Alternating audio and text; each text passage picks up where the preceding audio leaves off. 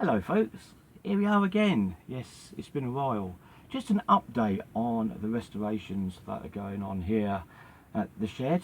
Not a lot at the moment, hence why I haven't been able to bring you a video for about a week or so. We have had rain after rain after rain here. Now, as most of my restoration work is done outside, because I do not have the space to do anything inside, like the major stuff, like sanding and spraying and stuff like that, it's been rather impossible to do it. But I will give you an update.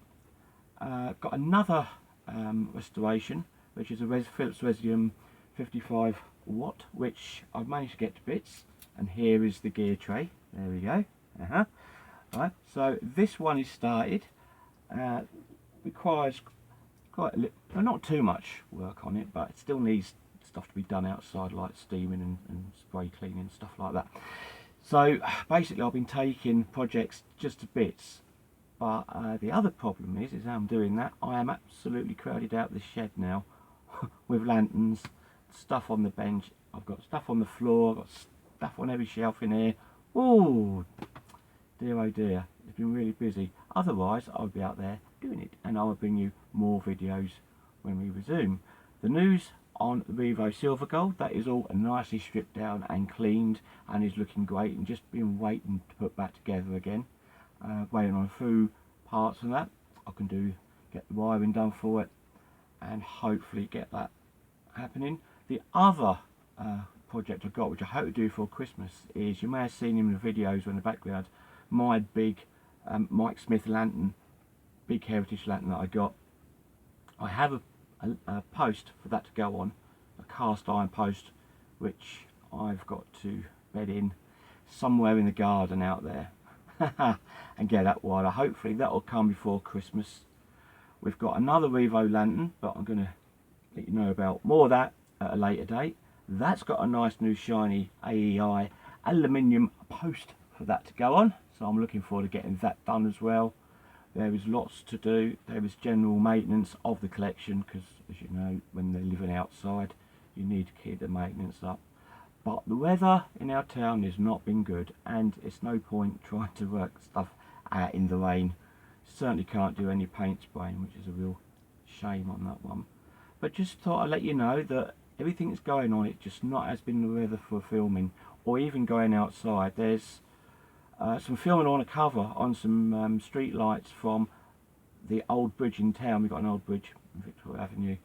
The lantern's been taken off. They were specially made for that bridge, for the council, specially made by a local company. They fell in disrepair, now they're gone to be refurbed. So I want to bring you some information on that and see if we can get some video footage on that one, because that would be rather interesting, because there's quite a bit of a story behind those.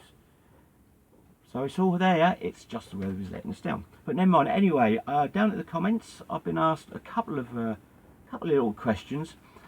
I will get round to actually doing a full video, but I'll try to tell you verbally on this video. Now, a couple of people have asked, how does an igniter work? Well, an igniter, as we know, or if we don't know, is one of these.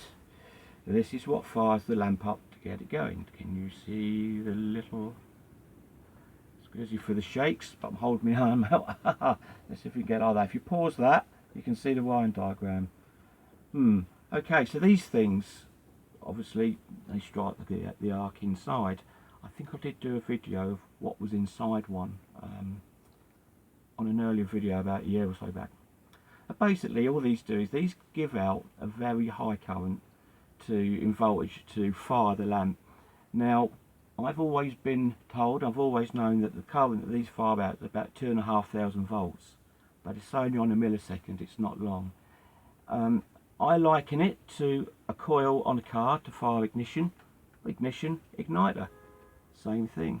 So basically this is all they do. There's just some resistors in there and other bits or whatever they are. I'm not into electronics. I wouldn't know a resistor from a capacitor, basically. Well, I do.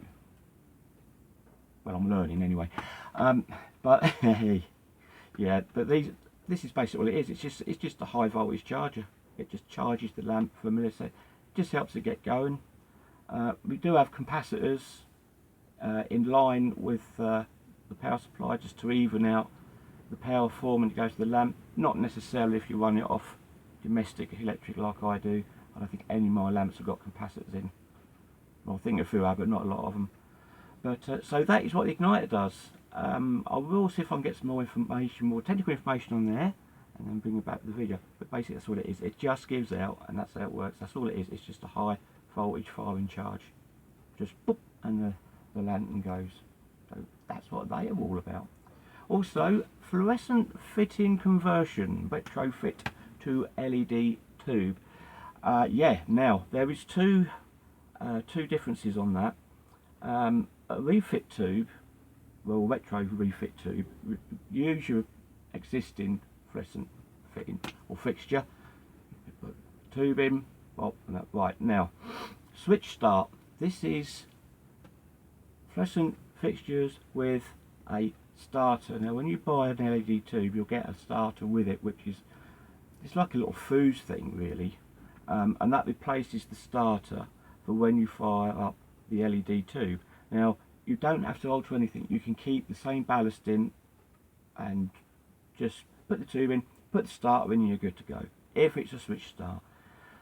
If it's electronic ballast, then it gets a little bit more complicated because we have to alter some of the wiring inside so it doesn't go through the ballast.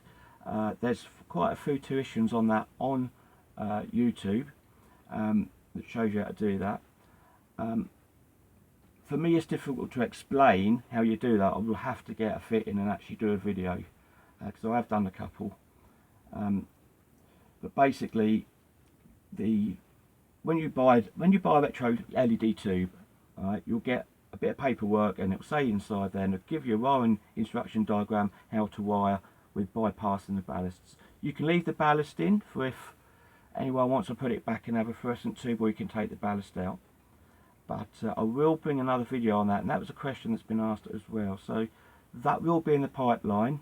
As soon as we can get on with these restorations, etc., I should get the videos done after that. So roughly that's a couple of questions have been answered, been asked, so hopefully that's fine for you. Other things is we're rapidly approaching 200 subscriptions. Yes, haha. So tell your mates and that. Put it on there. Doesn't cost anything to subscribe, as you know. And if you haven't subscribed, well, subscribe now. Where have you been? What's taken you so long?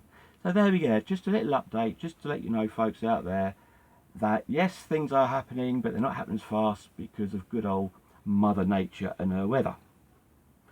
So anyway, if you like this video or any other videos, just tick the thumbs up and tick the box for notifications of further videos, and fingers crossed I will see you very soon on another street lighting electrical video. Okay, take care, bye for now.